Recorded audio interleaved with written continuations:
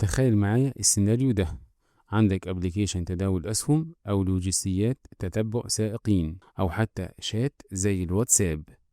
لو بنيت الاتصال بنظام الريست التقليدي، الموبايل هيضطر يسأل السيرفر كل ثانية: هل في ديتا جديدة؟ هل في ديتا جديدة؟ والسيرفر يضيع موارده بالرد: لا، مفيش. الطريقة دي اسمها بولينج، وهي أسرع طريقة تحرق بيها السي بي يو وتدمر الباندويتس وتقتل البطارية عند المستخدم.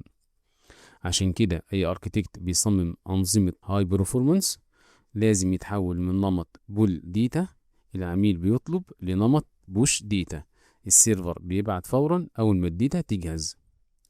وهنا بنقف أمام التحدي المعماري الكبير: إمتى نستخدم ويب سوكيتس بالفول دوبلكس باي دايركشنال كوميونيكيشن، وإمتى يكون السيرفر سنت ايفنتس SSE هو الحل الأذكى والأخف بمراحل، وإزاي بنعمل سكيل لملايين الكونكرنت كونكشنز بدون ما السيرفر ينفجر. أهلا بيكم في كبسولة سيستم ديزاين جديدة. أنا مصطفى سليمان، والنهاردة هنفتح غطاء المحرك ونفهم هندسة الويب سوكيتس SSE.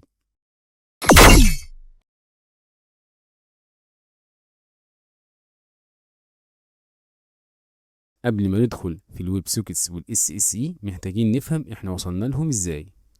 أول حاجة الشورت بولينج، العميل بيبعت HTTP GET على فترات زمنية ثابتة. مشكلته إن 90% من الريكوستس بتضيع على الفاضي بإمبتي ريسبونسز، وإرهاق مرعب للسيرفر في فتح وقفل ال TCP connections وال HTTP headers المتكررة. رقم 2 اللونج بولينج، معجزة زمانه. حاولنا نكون أذكياء، العميل يبعت ريكوست والسيرفر يسيب الريكوست مفتوح عنده وما يردش إلا لما يحصل تغيير حقيقي في الداتابيز. رغم إنها حسنت الوضع، لكنها ما زالت مستهلكة جدا للموارد، لأن مع كل رد ديتا الاتصال بيتقفل وبيضطر العميل يفتح ريكوست جديد هاند تشيك زائد هيدرز من أول وجديد، غير مشاكل البروكسيز والتايم اوتس على اللود بالانسرز. عشان كده كان لازم البروتوكولات تتطور ونبني اتصالات دائمة بجد.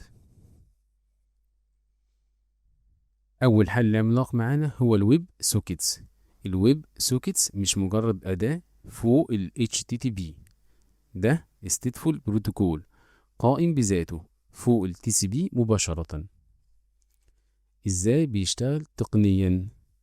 أول حاجة الهاند تشيك، الاتصال بيبدأ ك HTTP ريكوست عادي جدا عشان نعدي من الفاير وولز، والعميل بيبعت هيدر يطلب فيه الابجريد ويب سوكيت. رقم 2 السويتشنج، السيرفر بيرد بكود سويتشنج بروتوكول 101 للحديث بنفس الخط. رقم 3 التحول اللحظي على نفس الخط بروتوكول سويتش. خط ال TCP بيفضل مفتوح زي ما هو وما بيتقفلش، بس الطرفين بيوقفوا لغة ال HTTP وبيبدأوا يبعتوا على نفس الاتصال ويب سوكيت باينري فريمز خفيفة جدا، وبيتفتح أنبوب الاتصال اللحظي ثنائي الاتجاه فول دوبلكس باي دايركشنال. مميزات الويب سوكيتس: أول حاجة لو ليتنسي مرعبة، مفيش HTTP هيدرز بتتبعت مع كل رسالة، حجم الفريم بين 2 ل 10 بايتس بس. رقم 2 باي دايركشنال صريح، العميل يقدر يبعت والسيرفر يقدر يبعت في نفس الوقت وبدون ما حد يستنى التاني. عيوب الويب سوكيتس: أول حاجة stateful 100%، stateful على كافة المستويات. أول مستوى connection level state، السيرفر حاطط السوكت جوه الرام. تاني مستوى application level state، اللوجيك بتاع السيشن ستيت متصل بالسيرفر ده بالذات. لو السيرفر وقع الاتصال مات، والكلاينت محتاج كود معقد جدا يعمل ريهاند تشيك ويكتشف هو واقف فين، وده معناه صعوبة السكيلينج وإعادة توجيه ستيكي سيشنز. رقم 2 غير صديق للفاير وولز والبروكسيز. بعض الكوربريت نتوركس والفاير وولز القديمة بتبلوك اتصالات الويب سوكيتس لأنها مش شايفاه HTTP تقليدي. رقم 3 محلية التعامل مع الأخطاء. انت المسؤول بنفسك تعمل ريكونكشن لوجيك وتدير الهارت بيتس بينج بونج فريمز عشان تعرف لو الاتصال اتحدد أو مات من ناحية العميل. وهنا بيجي البطل المظلوم اللي كتير من الناس بينسوه، سيرفر سنت ايفنتس SSE. لو انت محتاج السيرفر بس هو اللي يبعت تحديثات للعميل، والعميل مش محتاج يكلم السيرفر في نفس القناة، زي الأسعار، الإشعارات، اللايف سكورز، أو إجابات الذكاء الاصطناعي زي شات GPT، ليه تروح للويب سوكيتس وتدفع ضريبته المعقدة والستيتفول؟ ازاي SSE بيشتغل؟ SSE بيعتمد على بروتوكول HTTP القياسي جدا. العميل بيبعت ريكوست عادي والسيرفر بيرد بهيدر ساحر اسمه Content Type Text Event Stream. من اللحظة دي السيرفر ما بيقفلش الريسبونس، بيسيب الكونكشن مفتوح ويبدأ يصب البيانات كستريم من النصوص المنسقة تكست ديتا. وهنا لازم نقف ونحسم سؤال معماري بيلخبط ناس كتير، هل ال SSE يعتبر stateful ولا stateless؟ الإجابة الدقيقة هو stateful على مستوى النتورك، بس stateless friendly جدا على مستوى الاركيتكشر. فهمك للنقطة دي هو اللي بيحدد شطارتك كاركيتكت. على مستوى النتورك stateful connection ال SSE بيعتمد على content type text event stream. السيرفر ما بيقفلش الريسبونس، بيسيبه مفتوح، وده معناه انه حاجز فايل ديسكريبتور وسوكت بافر جوه الرام، يعني زيه زي الويب سوكيتس حاجز موارده في النتورك. لكن على مستوى الابليكيشن والانفراستراكشر ستيتلس فريندلي. سحر ال SSE التقني اول حاجة built in auto reconnection. المتصفح في كود داخلي بيحاول يعيد الاتصال اوتوماتيك لو النتورك قطعت بدون ما تكتب خط كود واحد. رقم 2 الايفنت ID and resuming. مع كل رسالة السيرفر بيبعت ID، مثلا ID 101. لو الاتصال قطع المتصفح بيبعت هيدر اسمه last event ID 101، فالسيرفر يعرف العميل فاته ايه ويكمل له الداتا المفقودة فورا. رقم 3 صديق للانفراستراكشر وال HTTP2، شغال فوق HTTP و HTTPS عادي جدا، فبيمر من الفاير وولز واللود بالانسرز بدون اي مشاكل.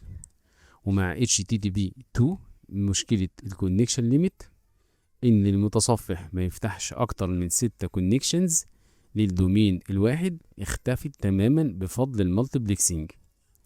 يعني ال SSE ادالك ميزة الريال تايم بوش، وفي نفس الوقت احتفظ بمرونة وبساطة الستيدلس HTTP في الفيل اوفر والريكفري. سواء اخترت ويب سوكيتس او SSE، بمجرد ما تدخل عالم الريال تايم انت دخلت زون الستيتفول اركيتكشر.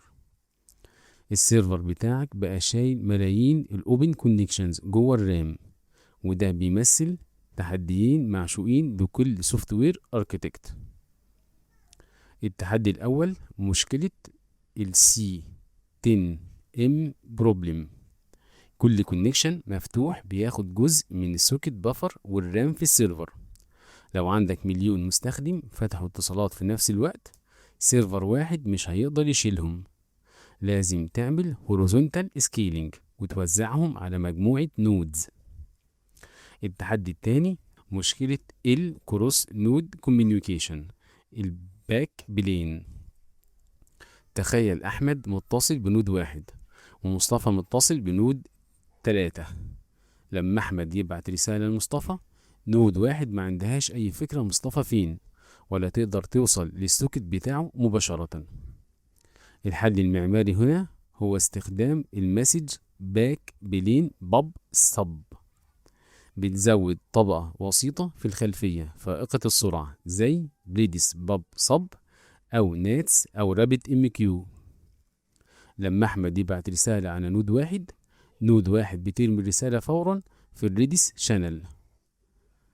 نود 3 عاملة سبسكرايب لنفس الشانل، فتستلم الرسالة من ريدس وتشوف إن مصطفى متصل بيها، فتقوم مدخل رسالة جوه السوكت المفتوح بتاع مصطفى.